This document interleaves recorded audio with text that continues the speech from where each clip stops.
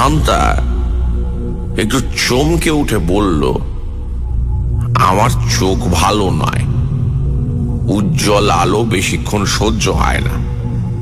ও আবার কম আলোয় দেখতে পায় না, তাই ও চলে গেলেই ইলেকট্রিক নিভিয়ে পিদিম জ্বালি। আপনি লক্ষ্য করেছেন বুঝি? হ্যাঁ, আমি তো সকাল থেকে সন্ধে পর্যন্ত এই জানলার ধারেই বসে থাকি। শান্তা সহানুভূতিপূর্ণ স্বরে বলল, সত্যি আপনার তো কোথাও যাবার উপায় নেই, তা আমি মাঝে মাঝে আসব, ওকেও পাঠিয়ে দেব। এইভাবে চলছে। একদিন সন্ধ্যের পর তপনও কাজে যাওয়ার পথে আমার কাছে এসে দু চারটে কথা বলে গেল। তারপর একদিন গভীর রাতে একটা ব্যাপার লক্ষ্য করলাম। আমি সাধারণত রাত 9:30টার সময় ঘুমোতে যাই, কিন্তু আমার অনিদ্রা রোগ আছে, মাঝে মাঝে রাতে ঘুম হয় না। তখন প্রায় সারা রাত জেগে থাকি। 2 সপ্তাহ আগে রাতে যথাসময়ে ঘুমোতে গেছি, কিন্তু কিছুতেই ঘুম আসছিল না। 12টা পর্যন্ত সাধ্য সাধনা করে উঠে পড়লাম। ভাবলাম এক পেয়ালা গরম কোকো পান করলে ঘুম আসতে পারে। স্টোভ জ্বালিয়ে জল চাপিয়ে দিলাম। রামাদিন আমার ঘরের বাইরে দরজার সামনে ঘুমোয়। আমি তাকে আর জাগালাম না। শীতের রাত, জানলা বন্ধ আছে। হঠাৎ কি মনে হলো, জানলার খড়খড়ি তুলে বাইরে তাকালাম। নিশুতি রাতে রাস্তায় জনমানব নেই। জোড়া বাড়ির সামনে রাস্তার আলোটা জ্বলছে,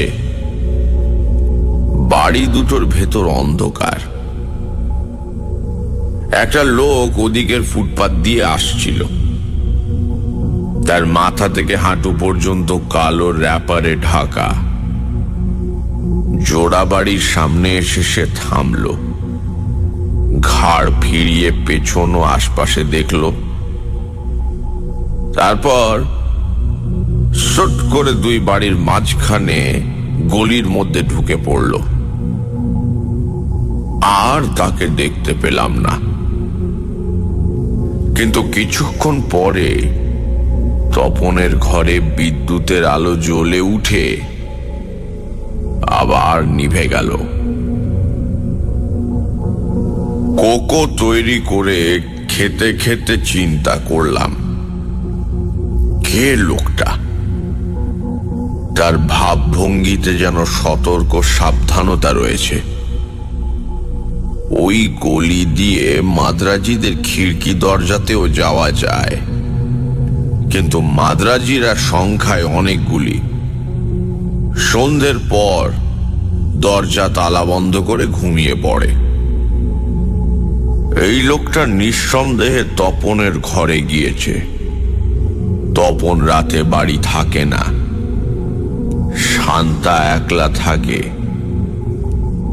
এই সময় লোকটা চুপি চুপি এসেছে। কি ব্যাপার?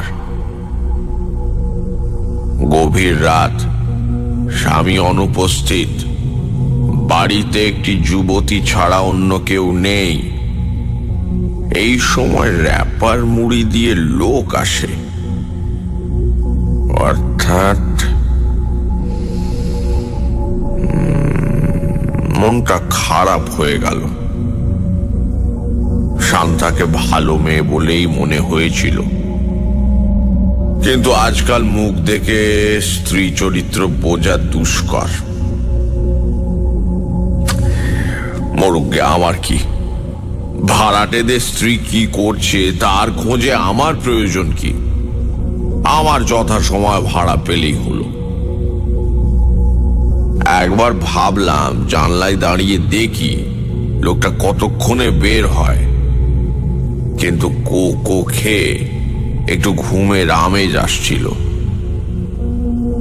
আমি শুয়ে পড়লাম। আসন্ন ঘুমকে খোঁচা দিয়ে তাড়ালে হয়তো সারা রাত জেগে থাকতে হবে। এই ঘটনার পর 2 সপ্তাহ কেটে গিয়েছে। গত রোববার তপন এসে বাড়ি ভাড়া দিয়ে গেছে। উল্লেখযোগ্য আর কিছু ঘটেনি। তপনকে রাত্রিরের সেই আগন্তুকের কথা বলিনি, কি দরকার আমার। তারপর হঠাৎ পরশু রাতের ব্যাপার। পরশু রাতেও আমাকে অনিদ্রা রোগে ধরেছিল। 12টা পর্যন্ত বিছানায় এপাশ ওপাশ করে উঠে পড়লাম। স্টোভে কোকোর জল চাপিয়ে দিয়ে জানলার খড়খড়ি তুলে উঁকি মারলাম। লোকটা যেন আমার উঁকি মারার জন্যই অপেক্ষা করছিল। সেই র্যাপার ঢাকা লোকটা। সে ফুটপাত দিয়ে তাড়াতাড়ি এসে গলির ঠিক মুখের কাছে একটু ভেতর দিকে লুকিয়ে পড়ল। তারপরে একই দিক থেকে আর একটা লোক আসছে দেখলাম। গলায় কমফার্টার জড়ানো লোকটা গলির মুখ পর্যন্ত এসে দাঁড়িয়ে পড়ল। অনিশ্চিত ভাবে এদিক ওদিক চাইতে লাগলো। মনে হলো সে র্যাপার ঢাকার লোকটাকে অনুসরণ করছিল।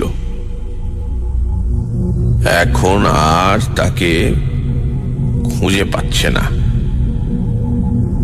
এই সময় র্যাপার ঢাকা লোকটা মুখ থেকে র্যাপার সরালো। আশ্চর্য হয়ে দেখলাম আর চিনলাম মানুষটাকে। তপন। তারপর মুহূর্তের মধ্যে একটা ভয়ঙ্কর ব্যাপার ঘটে গেল। তপনের হাতে একটা ছুরি ঝলকে উঠল। সে এক লাফে সামনে এসে কমফার্টার জড়ানো লোকটার বুকে ছুরি বিঁধিয়ে দিল। লোকটা ফুটপাতের ওপর পড়ে গেল। তপন বিদ্যুৎ বেগে আবার গলির মধ্যে ঢুকে পড়ল। আমি হতভম্ব ভাবে চেয়ে রইলাম। লোকটা ফুটপাতের ওপর নিশ্চল হয়ে পড়ে আছে। একটা কাকুতি পর্যন্ত তার মুখ দিয়ে বের হচ্ছে না। নিশ্চয়ই মারা গেছে। আমার ঘরে টেলিফোন আছে। এই ঘটনার ধাক্কা সামলে আমি থানায় ফোন করলাম। আমাদের থানা কাছেই 5 মিনিটের মধ্যে পুলিশ এসে পড়ল। দারোগা বাবু আমার বয়ান শুনে তপনের বাসা ঘেরাও করলেন।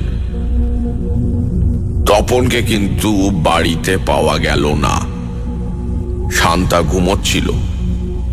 সে কিছু জানতে পারেনি।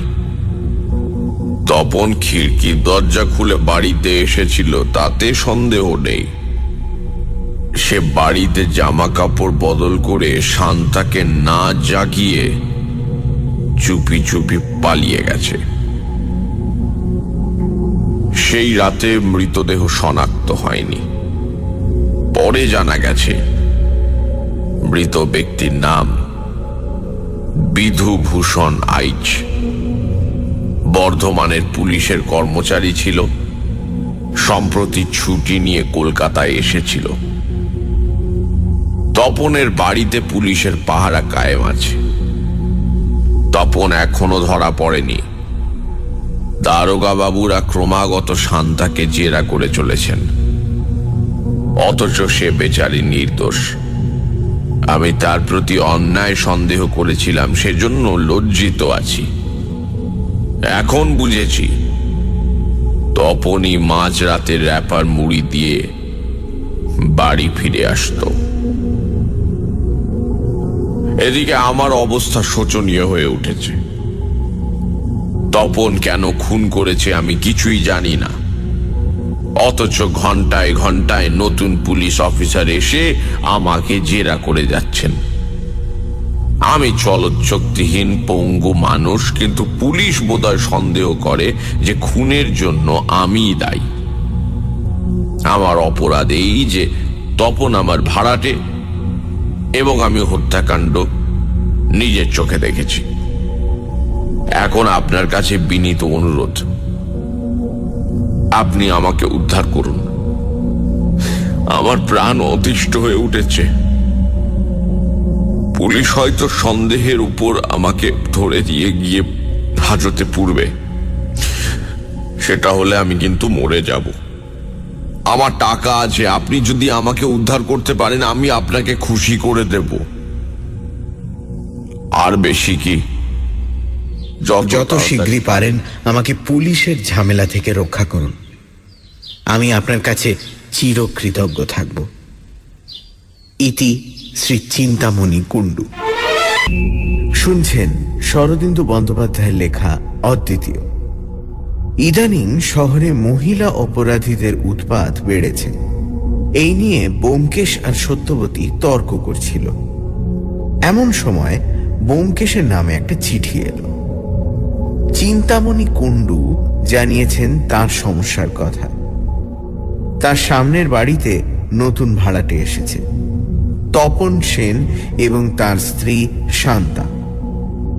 আপাতভাবে নির্ঝঞ্ঝাট এই দম্পতির কার্যকলাপ চিন্তামণি বাবু জানলার ধারে বসে বাইনকুলার দিয়ে লক্ষ্য করেন।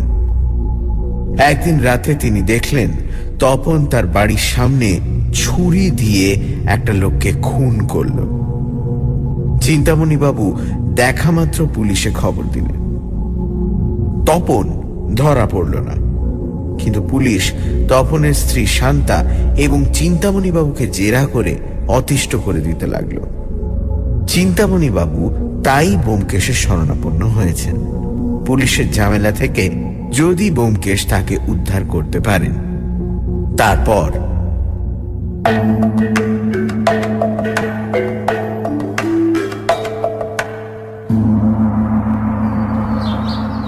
চিঠি পড়া শেষ হলে ব্যোমকেশ আমার হাত থেকে চিঠিটা নিয়ে মনে মনে পড়তে আরম্ভ করল। আমি আর এক পেয়ালা চা জোগাড়ের উদ্দেশ্যে রান্নাঘরের দিকে এগোলাম। সত্যবতী হয়তো রেগে আছে, তাকে ঠান্ডাও করা দরকার। আধ ঘন্টা পরে ফিরে এসে দেখি ব্যোমকেশ চিঠি কোলে নিয়ে বসে আছে এবং আপন মনে হাসছে। জিজ্ঞেস করলাম, হাসি কিসের? ব্যোমকেশ বলল, ব্যাপারটাই হাসির। চিন্তামণি কুণ্ডু মশাই কিন্তু একটি বিষয়ে ভুল করেছেন। তপনের বাড়িতে বিদ্যুৎ বাতি নিভে যাওয়ার সময়টা তিনি ভালো করে লক্ষ্য করেননি। তুমি কি করে তা জানলে? আমার অনুমান যদি সত্যি হয় তাহলে তিনি নিশ্চয়ই ভুল করেছেন। আর একটা ভুল করেছেন, সেটা অবশ্য স্বাভাবিক। ব্যোমকেশ আবার মৃদু ব্যাঁকা হাসতে লাগলো। তারপর গম্ভীর হয়ে বলল, অজিত, চিন্তামণি বাবুর ঘরে টেলিফোন আছে। তুমি তার নম্বর খুঁজে তাকে ফোন করো।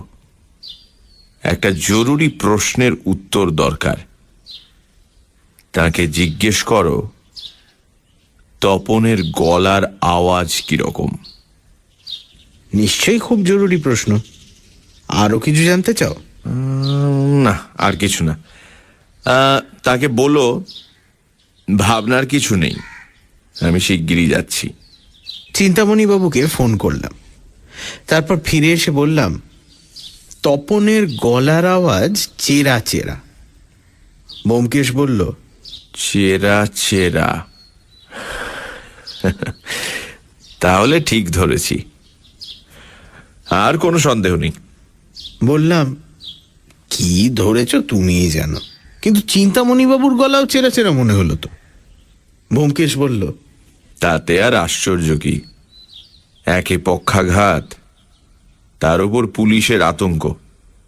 চলো বেরিয়ে পড়া যাক, কাজ সেরে ফিরে এসে মধ্যাহ্ন ভোজন করা যাবে। চিন্তামণি বাবুর বাড়ির রাস্তাটা বেশ চওড়া নতুন রাস্তা। শহরের শেষ প্রান্তে বলে অপেক্ষাকৃতভাবে নির্জন। তপন সেনের বাড়ি পুলিশের পাহারা দেখে সহজেই চেনা গেল। তার উল্টো দিকে চিন্তামণিবাবুর দোতলা বাড়ি। আমরা উপরে উঠে গেলাম। আমরা দরজার কড়া নাড়বার আগেই হিন্দুস্তানি চাকর রামাধীন দরজা খুলে পাশে সরে দাঁড়ালো। আমরা ঢুকলাম। খোলা জানলার পাশে চিন্তামণিবাবু চেয়ারে বসেছিলেন। সাগ্রহে গলা বাড়িয়ে বললেন, ব্যোমকেশ বাবু, রাস্তায় আসতে দেখেই চিনেছি, আসুন আসুন। রামাধীন দুটি চেয়ার এগিয়ে দিল। আমরা বসলাম। টেলিফোনে গলার আওয়াজ শুনে চিন্তামণিবাবুর চেহারা যেমন আন্দাজ করেছিলাম আসলে তেমন নয়। কালো মোটাসোটা মানুষ। বসা অবস্থায় দেখে পক্ষাঘাতগ্রস্ত বলে মনে হয় না। তার পাশে টিপাইয়ের ওপর একটি দামি বাইনকুলার রাখা রয়েছে। চিন্তামণিবাবু বললেন, আগে কি খাবেন বলুন? চা, কোকো, ওভালটিন? ব্যোমকেশ বলল, না না, এখন কিছু দরকার নেই। পুলিশ আজ আপনার কাছে এসেছিল নাকি? চিন্তামণিবাবু বললেন, আসেনি আবার। দারোগা একবার আমার দিকে তেড়ে আসছে, একবার ও বাড়িতে শান্তার দিকে তেড়ে যাচ্ছে। কি যে চায় ওরা বুঝি না। একই প্রশ্ন 50 বার। আমার পক্ষাঘাত হয়েছে, সিঁড়ি দিয়ে নিচে নামতে পারি কিনা, বাইনকুলার রেখেছি কেন, তপন সেনকে বাড়ি ভাড়া দিয়েছি কেন। বলুন তো দেখি ব্যোমকেশ বাবু, এসব প্রশ্নের কি জবাব দেব? জবাব দিতে দিতে আমার প্রাণ ওষ্ঠাগত হয়েছে। এখন আপনি আমাকে বাঁচান। ব্যোমকেশ বলল, ভাববেন না, সব ঠিক হয়ে যাবে। এখন দারোগা বাবুর সঙ্গে একবার দেখা করা দরকার। তিনি কি? বলতে বলতে দারোগাবাবু দরজার সামনে এসে দাঁড়ালেন। 10-12 বছর আগে বিজয় ভাদুড়ী যখন ছোট দারোগা ছিলেন তখন তার সঙ্গে পরিচয় হয়েছিল। রোগা লম্বা বাঁশের মতো চেহারা, কিন্তু অত্যন্ত কর্মতৎপর এবং সন্দেহ বাতিগ্রস্ত ব্যক্তি। 10 বছরে তিনি বড় দারোগা হয়েছেন, কিন্তু চেহারায় একটুও পরিবর্তন হয়নি এবং মনও আগের মতোই সন্দেহপরায়ণ আছে। সেটা তার চোখের দৃষ্টি থেকে অনুমান করা যায়। দরজার কাছ থেকে প্রখর দৃষ্টিতে আমাদের দিকে তাকিয়ে তিনি ঘরে ঢুকে শুকনো গলায় বললেন, ব্যোমকেশ বাবু যে? ব্যোমকেশ হেসে বলল, চিনতে পেরেছেন দেখছি।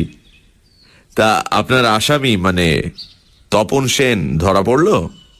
বিজয় ভাদুড়ী একবার চিন্তামণি বাবুর দিকে আর চোখে তাকিয়ে বললেন, ধরা পড়েনি এখনো, কিন্তু যাবে কোথায়? আপনি হঠাৎ এখানে কি উদ্দেশ্যে ব্যোমকেশ বাবু? ব্যোমকেশ বলল, চিন্তামণি বাবু আমার মক্কেল। ওর বাড়িতে খুন হয়েছে, ওর ভাড়াটে খুন করেছে। আপনারা ওকে বিরক্ত করছেন, তাই নিজের স্বার্থ রক্ষার জন্য উনি আমাকে নিযুক্ত করেছেন। বিজয় ভাদুড়ী ভুরু কুঁচকে ব্যোমকেশের দিকে তাকিয়ে রইলেন। বোধহয় মনে মনে ভাবছিলেন ব্যোমকেশকে গলা ধাক্কা দেবেন কি না। তারপর যখন কথা বললেন তখন তার সুর একেবারে বদলে গেছে।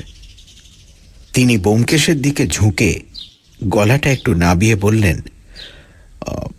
একবার বাইরে আসবেন, দুটো কথা ছিল। হ্যাঁ, চল। আমরা ঘরের বাইরে লম্বা বারান্দার এক কোণে গিয়ে দাঁড়ালাম। বিজয়বাবু মুখে একটা জোর করে হাসি টেনে এনে বললেন, দেখুন ব্যোমকেশবাবু, উঁচু মহলে আপনার প্রতিপত্তি আছে। আপনি যদি এ মামলায় মাথা গলাতে চান আমি আপনাকে আটকাতে পারবো না, কিন্তু আমি অনুরোধ করছি আপনি চিন্তামণি কুণ্ডুকে সাহায্য করবেন না। আমার বিশ্বাস ও আর ওই খোট্টা চাকরটা তলে তলে এই ব্যাপারের সঙ্গে জড়িত আছে।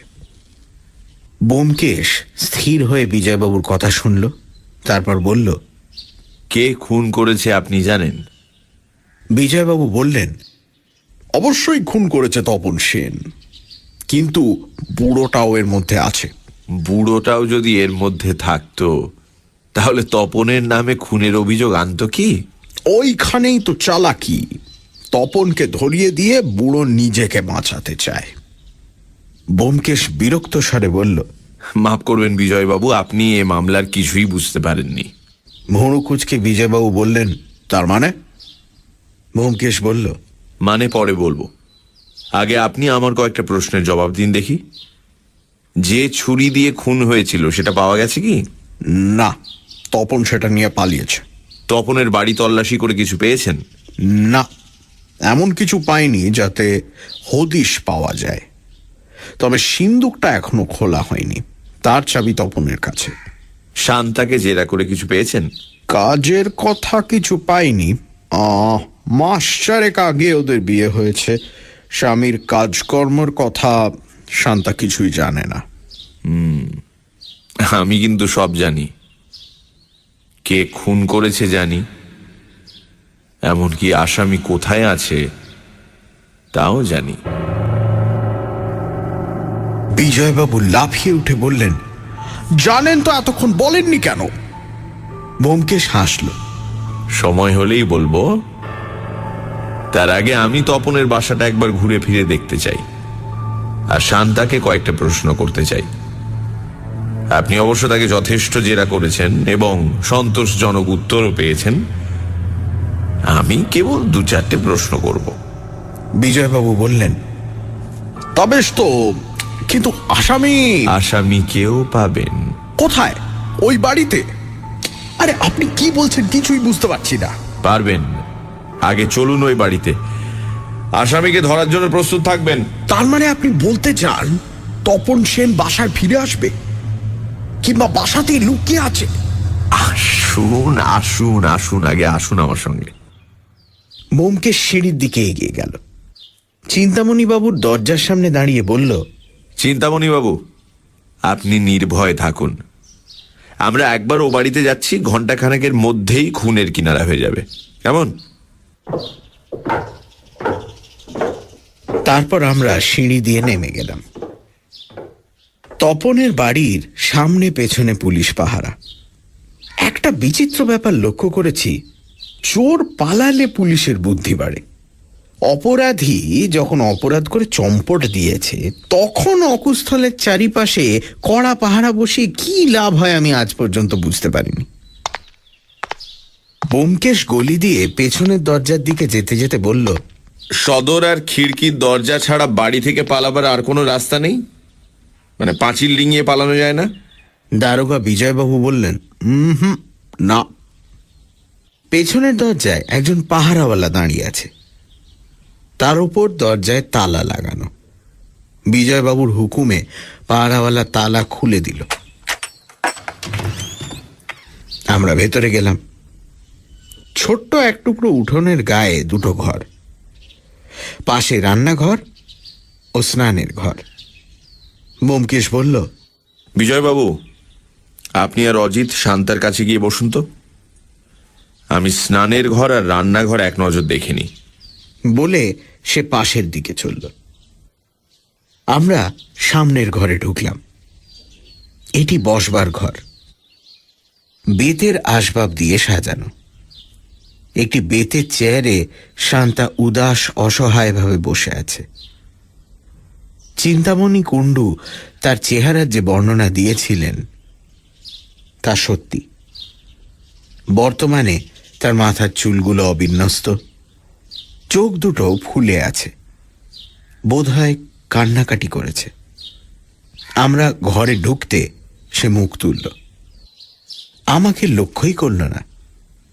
বিজয়বাবুর দিকে সব প্রশ্ন চক্ষে চাইল। বিজয়বাবু কিছু বললেন না, একটা চেয়ারের ওপর বসলেন। আমিও বসলাম। তিনজনে নির্বাক বসে আছি। আমি চিন্তা করছি, পুলিশের জেরা শুনে শুনে মেয়েটা ক্লান্ত হয়ে পড়েছে। সে যদি নির্দোষ হয়, স্বামীর অপরাধের সঙ্গে তার যদি কোনো যোগাযোগ না থাকে, তবুও তার নিষ্কৃতি নেই। কিন্তু তপন ওই লোকটাকে খুন করল কেন? যৌন ঈর্ষা? শান্তার সঙ্গে ওই লোকটার কি? ব্যোমকেশ শোবার ঘর দিয়ে ঢুকল। তার মুখ হাসি হাসি। সে শান্তার সামনে চেয়ার টেনে বসে হাসি হাসি মুখেই তার দিকে চাইল। শান্তাও ক্লান্তভাবে তার দিকে তাকালো। তারপর ধীরে ধীরে তার চোখে শঙ্কা ও সতর্কতা ফুটে উঠল। সে সোজা হয়ে বসে একটু বিহ্বলভাবে বলল, কি কি দেখছেন? ব্যোমকেশ প্রফুল্ল স্বরে বলল, আপনার শোবার ঘরে একটা ছোট লোহার সিন্দুক রয়েছে দেখলাম, তা ওতে কি আছে? শান্তা বলল, দারোগা বাবুকে তো বলেছি, কি আছে আমি জানি না। আমার স্বামী সিন্ধুকের চাবি নিজের কাছে রাখতেন। বিজয়বাবু বললেন, সিন্ধুকের তালা ভাঙবার ব্যবস্থা করছি। বেশ বেশ, ওতে অনেক মাল পাবেন, চোরাই মাল, দুপুরে ডাকাতির গয়নাপত্র। ব্যোমকেশ শান্তার দিকে ফিরল। আচ্ছা বলুন দেখি, আপনার স্বামী কি দাড়ি কামাতেন না?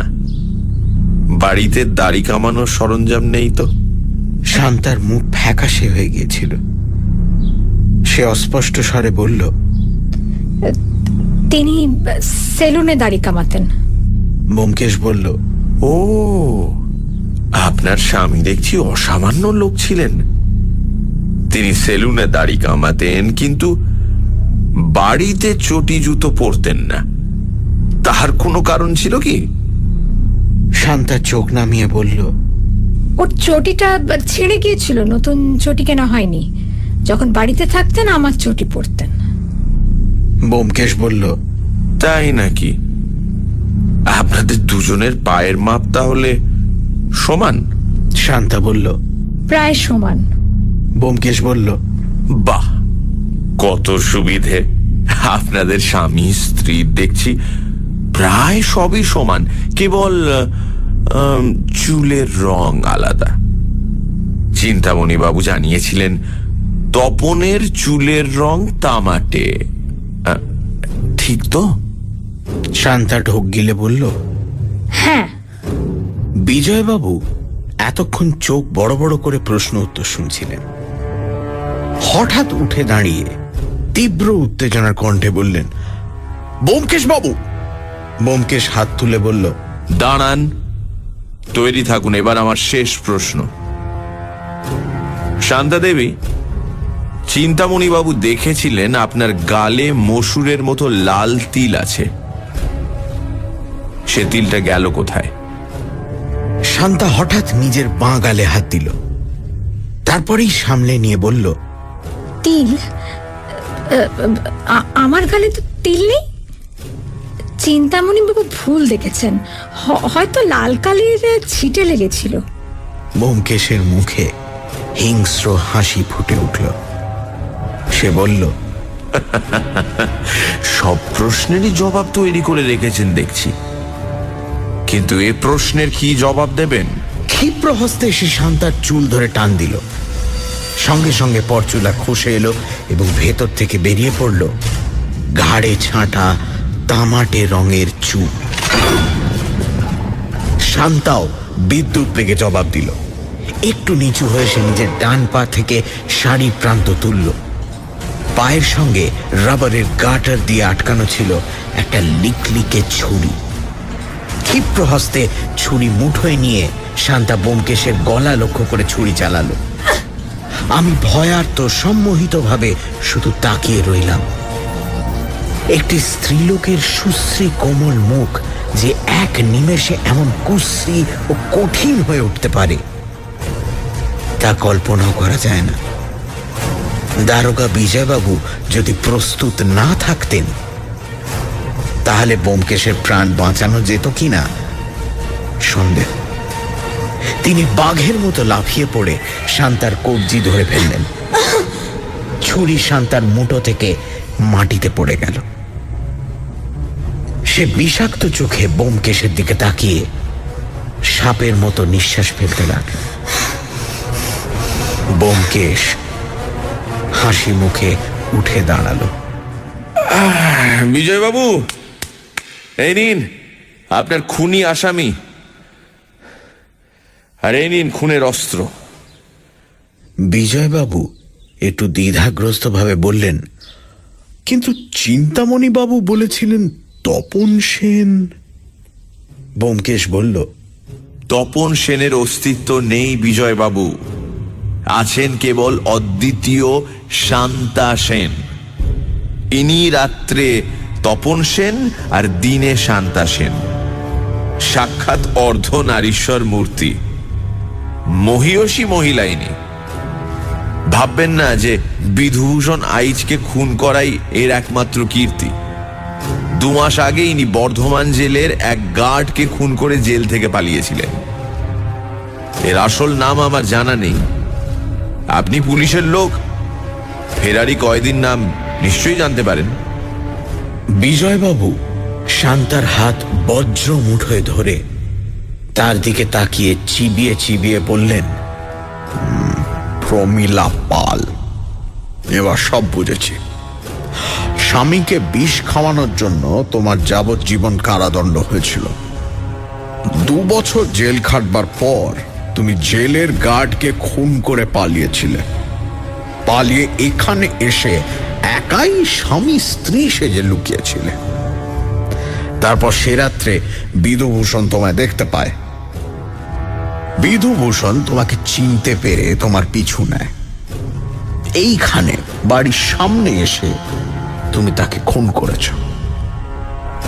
ব্যোমকেশের দিকে চোখ ফিরিয়ে বিজয়বাবু বললেন, কেমন, তাই তো? ব্যোমকেশ বলল, মোট কথা এই বটে। বিজয়বাবু হুঙ্কার ছাড়লেন, জমাদার! জমাদার ঘরের বাইরেই ছিল, ভেতরে ঢুকে এলো। বিজয়বাবু বললেন, হাতকড়া লাগাও। চিন্তামণিবাবুর ঘরে বসে চা খেতে খেতে ব্যোমকেশ বলল, আপনার চিঠি পড়ে খটকা লেগেছিল চিন্তামণি বাবু। আপনি ওদের দুজনকে একসঙ্গে কখনো দেখেননি, দূরবীন লাগিয়েও ওদের বুহ ভেদ করতে পারেননি। কেন? পুরুষটা বেঁটে, মেয়েটা লম্বা, হরে ধরে হাঁটু জল। ওরা সদর দরজা দিয়ে যাতায়াত করে না, খিড়কি দিয়ে আসে যায়। পুরুষটা চেরা চেরা গলায় কথা বলে কেন? সন্দেহ হয় যে কোথাও লুকোচুরি চলছে। কিন্তু বেশি ফলাও করে সব কথা বলবার দরকার নেই। মোটমাট ব্যাপারটা এই, জেল ভেঙে পালাবার পর প্রমীলা পালের 2টো জিনিস দরকার হয়েছিল, ছদ্মবেশ আর রোজগার। তার মাথার চুল তামাটে রঙের, সহজেই দৃষ্টি আকর্ষণ করে, তাই তাকে চুল ছেঁটে পুরুষ সাজতে হলো। কিন্তু দুপুরে ডাকাতি করে রোজগার করার জন্য তার মেয়ে মানুষ সাজা দরকার, তাই সে একটি সুন্দরী বিলিতি পরচুলা জোগাড় করল। কোথায় চুল ছেঁটেছিল, কোথা থেকে পরচুলো জোগাড় করলো, আমি ওসব জানি না, কিন্তু তার এই দ্বৈত জীবন আরম্ভ হলো এটুকু শুধু বলতে পারি। এখন শীতকাল চলছে, স্ত্রী লোকের পক্ষে পুরুষ সাজার খুব সুবিধে। সে নাকের নিচে একটি ছোট্ট প্রজাপতি গোঁফ লাগালো, গায়ে কোট প্যান্টের উপর ওভারকোট চড়ালো, তারপর আপনার কাছে বাড়ি ভাড়া নিতে এলো। পাছে মেয়েলি গলা ধরা পড়ে তাই আপনার সঙ্গে চেরা চেরা গলায় কথা বলল। কলকাতা শহরের ছদ্মবেশে থাকার খুব সুবিধে, পাড়াপড়শি কেউ কারুর খবর রাখে না। কিন্তু সে লক্ষ্য করলো আপনি সারাক্ষণ জানলার কাছে বসে থাকেন, আপনার বাইনকুলার আছে, তাকে সাবধান থাকতে হবে। সেই রাতে আপনি শুয়ে পড়বার পর সে নিজের জিনিসপত্র নিয়ে বাড়ি দখল করতে এলো। কেউ জানতে পারলো না যে মাত্র একজন লোক এসেছে, 2 জন নয়। তার সঙ্গে একটা ছোট্ট লোহার সিন্দুক ছিল, সেটা সে শোবার ঘরে রাখলো। তারপর তার দৈনন্দিন জীবনযাত্রা আরম্ভ হলো। সকালবেলা সে স্কুলে পড়াবার নাম করে বেরিয়ে যায়, দুপুরবেলা দুপুর ডাকাতি করার মতলবে ঘুরে বেড়ায়, বিকেলবেলা ফিরে আসে, আবার সন্ধ্যের পর পুরুষ সেজে বেরোয় আপনাকে ধাপ্পা দেবার জন্য। ঘরের বিদ্যুৎ বাতি নিভিয়ে পিদিম জেলে রেখে বেরোয়, তেল ফুরোলে পিদিম নিভে যায়, আপনি ভাবেন শান্তা আলো নিভিয়ে শুয়ে পড়ল। আপনি কেবল একটা ভুল করেছিলেন, ইলেকট্রিক বাতি যে তপন বাড়ি থেকে বেরোবার আগে নিভে যায় সেটা আপনি লক্ষ্য করেননি। আপনার মনে সন্দেহ ছিল না, তাই লক্ষ্য করেননি। যাক, আপনি শুয়ে পড়বার পর সে আবার বাড়িতে ফিরে আসে এবং ঘুমোয়। একটা আলোয়ান সে সম্ভবত ওভারকোটের নিচে কোমরে জড়িয়ে নিয়ে বেরুতো, ফেরবার সময় সেটা গায়ে জড়িয়ে নিত। তাই প্রথম যে রাতে আপনি খড়খড়ি তুলে তাকে ফিরতে দেখলেন, আপনি ভাবলেন সে শান্তার গুপ্ত প্রণয়ী। এইভাবে বেশ চলছিল। তারপর প্রমীলার হঠাৎ ভীষণ বিপদ উপস্থিত হল। বিধুভূষণ আইচ পুলিশের কর্মচারী, প্রমীলাকে আগে দেখেছিল। ছুটিতে কলকাতায় এসে সে প্রমীলাকে দেখতে পেল এবং পুরুষের ছদ্মবেশ সত্ত্বেও চিনতে পারল। সে প্রমীলার পিছু নিল। হয়তো কোনো হোটেলে দুজনের দেখা হয়েছিল। প্রমীলা নিশ্চয়ই তাকে ঝেড়ে ফেলবার চেষ্টা করেছিল, কিন্তু তা যখন পারল না তখন তার কথা অসমাপ্ত রেখেই ব্যোমকেশ থামল, সিগারেট বার করে ধরালো। আমি বললাম, একটা কথা, বিধুভূষণকে খুন করে প্রমীলা বাড়ি ছেড়ে পালালো না কেন? ব্যোমকেশ বলল, পালাবার সময় পেল না। সে তো জানতো না যে চিন্তামণিবাবু খড়খড়ি তুলে হত্যাকাণ্ডটা দেখে নিয়েছেন, তাই তার বিশেষ তাড়া ছিল না। ভেবেছিল দামি জিনিসপত্র গয়নাগাটি নিয়ে ধীরে সুস্থে পালাবে, কারণ ও বাড়িতে থাকা আর তার পক্ষে নিরাপদ নয়। বাড়ির সামনে লাশ পড়ে আছে, পুলিশ নিশ্চয়ই তাকে জেরা করতে আসবে। প্রমীলা পাল জেল ভাঙা খুনি আসামি। যদি পুলিশের মধ্যে কেউ তাকে চিনতে পারে, সুতরাং নিশ্চয়ই সে পালাতো। কিন্তু হঠাৎ 5 মিনিটের মধ্যে পুলিশ এসে বাড়ি ঘেরাও করে ফেলল। তখন আর পালাবার রাস্তা নেই। প্রমীলা তাড়াতাড়ি পরচুলোটা পরে নিয়ে মেয়ে সাজল, কিন্তু তাড়াতাড়িতে গালের তিলটা আঁকতে ভুলে গেল। গালে তিল আঁকতো কেন? দুটো চেহারায় রকম ফের আনবার জন্য। পুরুষ বেশে নাকের নিচে গোঁফ লাগাতো, আর স্ত্রী বেশে পরচুলো ছাড়াও গালে তিল আঁকতো। বুঝেছ? আজ তাহলে উঠি চিন্তামণি বাবু।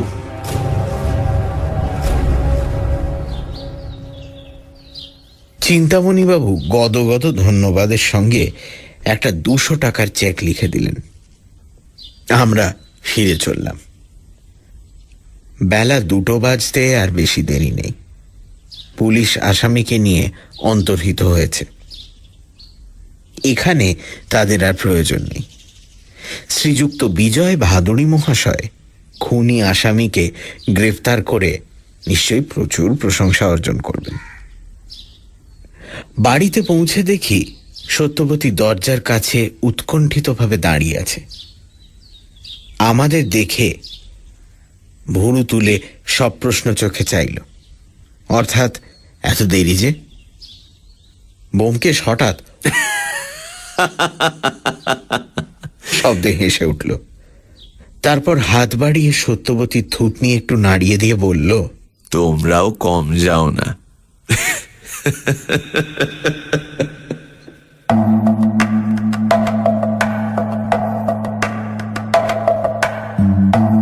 শুনছিলেন অদ্বিতীয়, রচনা শরদিন্দু বন্দ্যোপাধ্যায়, গল্প পাঠে মীর এবং দীপ, সত্যবতীর ভূমিকায় শ্রী, শান্তার ভূমিকায় ইন্দ্রাণী, গল্পের সূত্রধার দীপ, শব্দগ্রহণ, আবহ সঙ্গীত এবং স্পেশাল এফেক্টসে রিচার্ড, পরিকল্পনা ও পরিচালনায় ইন্দ্রাণী।